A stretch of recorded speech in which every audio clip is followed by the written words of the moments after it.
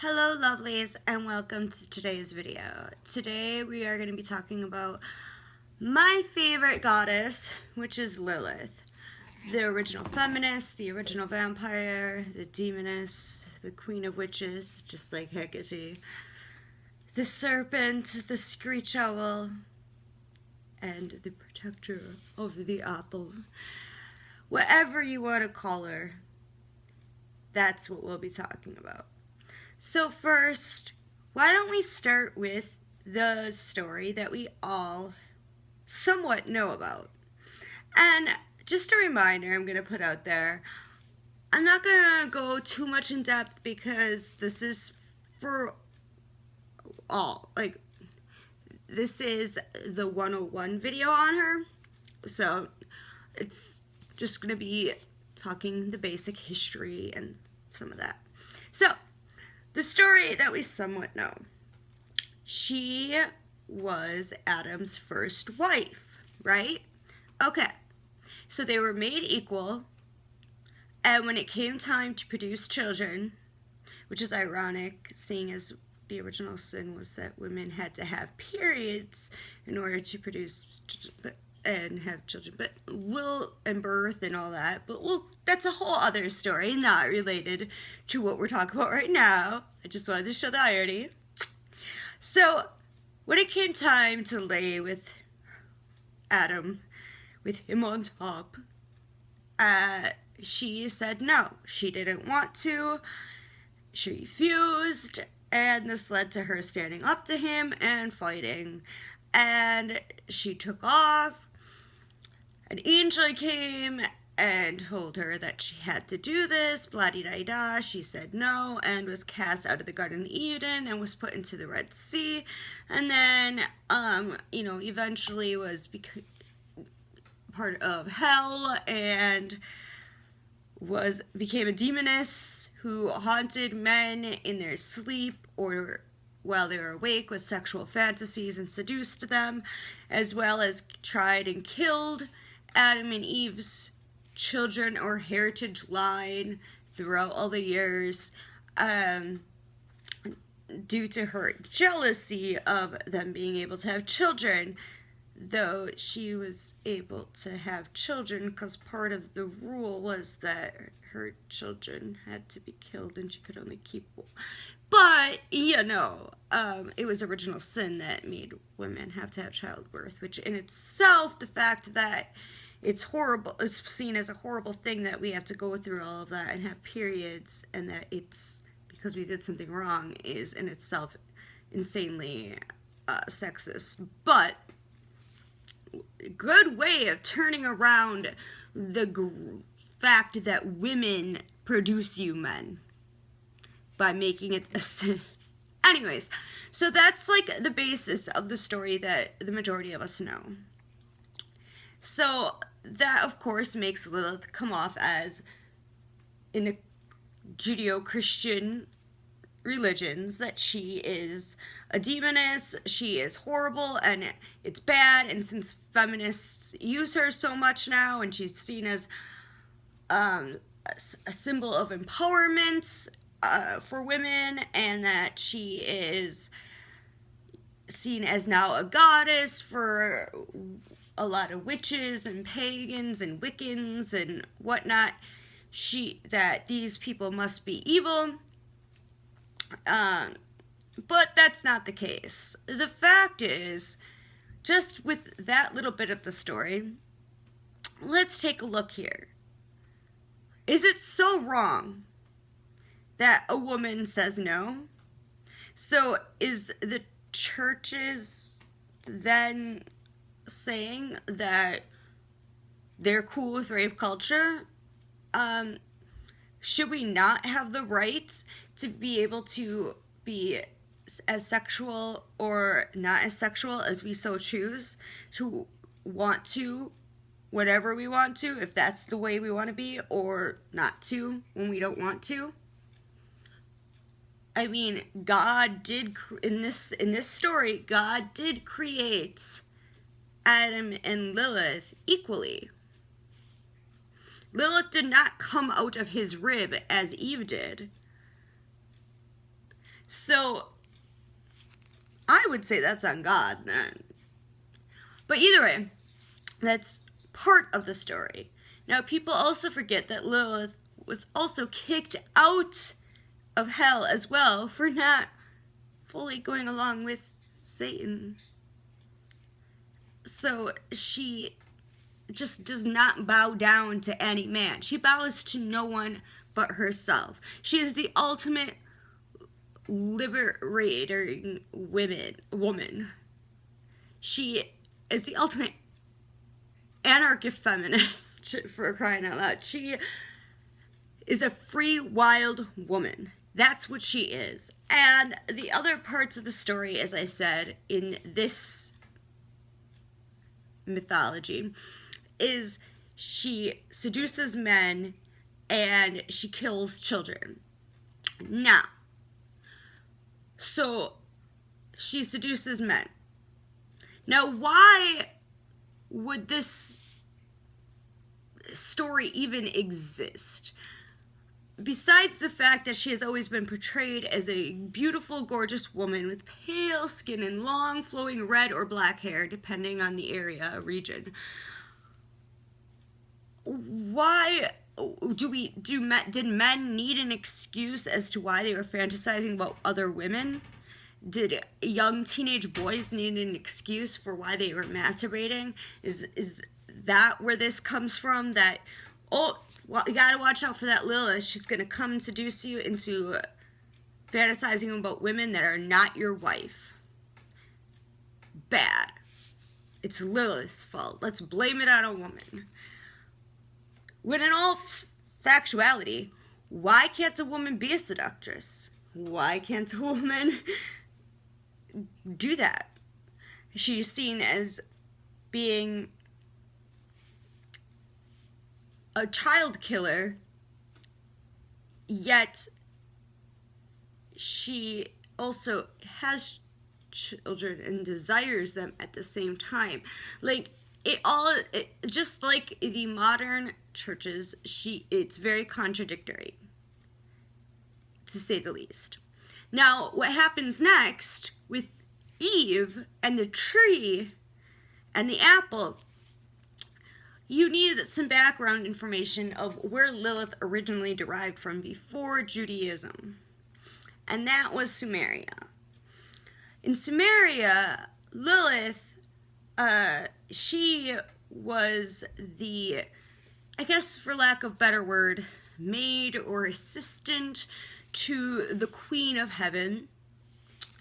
And she would go out and find men that were great at hunting and things of that nature and bring them to her. She was also known to be the goddess that you would call upon for childbirth, for fertility, and to help guard your children, which again debunks what the Judeo-Christian patriarchal society came along and did to destroy the image of Lilith, because we can't have a strong woman like that around. She also was around for wisdom and things of that nature. One of her symbols, I might as well right now say all of her symbols, like Hecate, one of her symbols is the crossroad. Her other symbols are the screech owl, which is part of the reason why I have an owl right here with the Lilith sigil, not the Luciferian sigil, which we'll get into later on. And she also had the serpent and the apple. Some of her crystals are turquoise, tourmaline, and smoky quartz. And some of the incenses and herbs would be musk, myrrh, and frankincense, and lotus, among others. There's more for all of it, but those are just a few. So going back to the serpent. So during the Sumerian times, Lilith had animals around her that she worked with. The serpent was one, as well as a Anzu bird. among a few others. And these animals, as well as Lilith, brought in unknown wisdoms, unknown magic, unknown information that the other gods and goddesses were not either ready for, were not, capable of grasping. And this is over 5,000 years ago. This is way prior to this time of the Judeo-Christians that came later on. But the story with this is Inanna, who was the queen of heavens, was not prepared or ready for the untamed, wild knowledge that Lilith and her animals could bring forth towards the kingdom in the holy garden that they had. Yes, they had their own holy garden. So she called upon her brother to knock down the tree in which the bird and the serpent lived in. So after this, after the serpent was killed, the bird ran off with its family, and Lilith ran off into the wilderness and became this free-range, wild, empowered woman, making her, and even in this story, the original feminist, because though this was seen as a crime and it was cruel, and that was kind of them trying to cast her out of their holy land, she took it upon her to continue doing what she did by being a survivalist. And she continued to treat women who were pregnant or help women become fertile, with fertility magic, and helped to watch over children even after this. So that's a huge difference, the ending, as is with the Judeo-Christian patriarchal story, which she doesn't continue, or never really was, a goddess that was protector of children, and instead became a seductress who wanted to kill all children because she didn't have sex and give Adam his rightful heirs. So now knowing this story, you can see where the patriarchy that came during the Judeo-Christian time could take Lilith's original story and change it into this dark story, making her a demon who is basically pro-abortion, not pro-choice, pro-abortion, anti-children, and is going to come and kill your children. And she also became the first vampire by drinking the blood of their children, and also because she was a succubus to men. So now that we know that her ties to the serpent in the original story, it's interesting that a serpent is the one that gave Eve the apple. And also that it's an apple because she was tied to apple, which apples symbolize old natural magic. It also symbolizes wisdom, magical wisdom. And so you have these two things that are tied to Lilith already. And, many religions that are Catholics and some Christians and whatever still teach or allude to the fact that it's the devil who was the serpent, or that he sent a serpent. But at this time, Lilith was part of that world, the evil realm, as you could say, in these stories. So many say she was a serpent.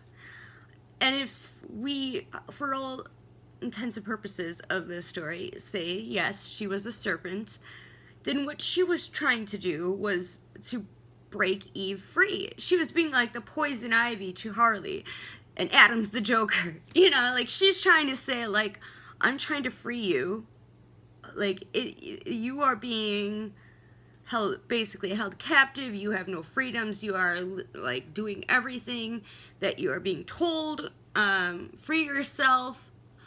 And she made the decision to eat this forbidden fruit, and even got Adam to do so, which, of course, Adam, no big deal towards him.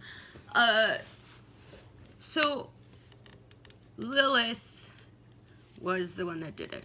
Whatever. Well,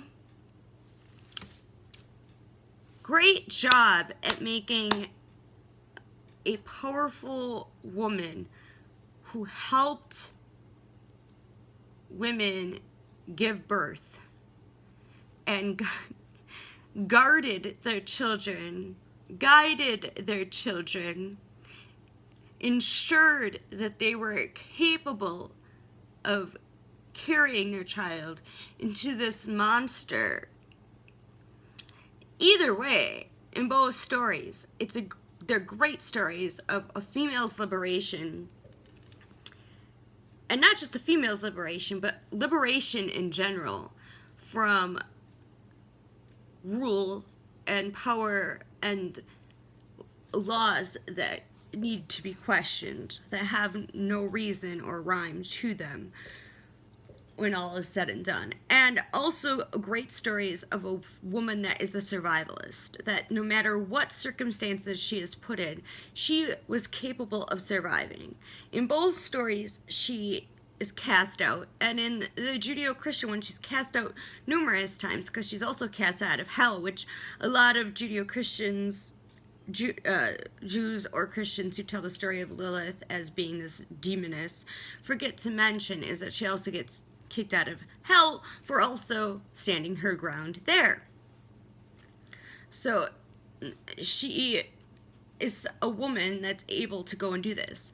Now, you could be saying, well, other goddesses have been able to do that, and they didn't make them come off as dark as they make Lilith, or they make Hecate, or etc., etc. And some may be like Artemis, who was the goddess of the wilderness, who was supposed to be just as untamed in essence as Lilith. But she was tamed to an extent. She also followed certain rules and laws of the gods and goddesses. But Artemis is somebody I'll be talking about in a video of her own.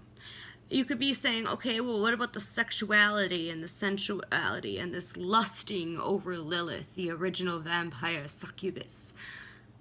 What about Aphrodite and Venus? Well, again, they worked very well with the other gods and goddesses, and they also tended to be about bringing lovers together in marriage, but that's not to say that they didn't themselves do harm and wrong and get the gods upset, because they both did in Greek and Roman mythology themselves, gotten themselves in some big trouble. And also they argued a lot with the others and went against them.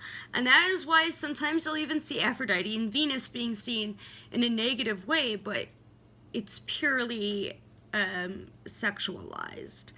They're not seen as vindictive, or you could say predatory as Lilith. But that's because Lilith has another part, which is that she completely said through her actions that no person, good, bad, in between, whatever, has any power over me. If I don't want to have sex, I don't want to have sex, which is another interesting thing. It's like in this patriarchal distortion of Lilith. So she refuses to lay with Adam, and now she's a seductress. It's just like, okay, yeah, that makes sense. That makes perfect sense. Okay, cool. So, before I go any further, if you want to do further studies before I come out with my next video on Lilith, which will probably be mid-spring, good luck, because the majority of what you find searching on the internet is Luciferian, or it's satanic, or it's seeing Lilith still as a goddess, but still as this dark goddess, and worshiping her for being a dark goddess, instead of taking, as I did with the Hecate, and I'm doing right now, or trying to do right now, which is taking these dark qualities and saying how it's actually a good, empowering thing.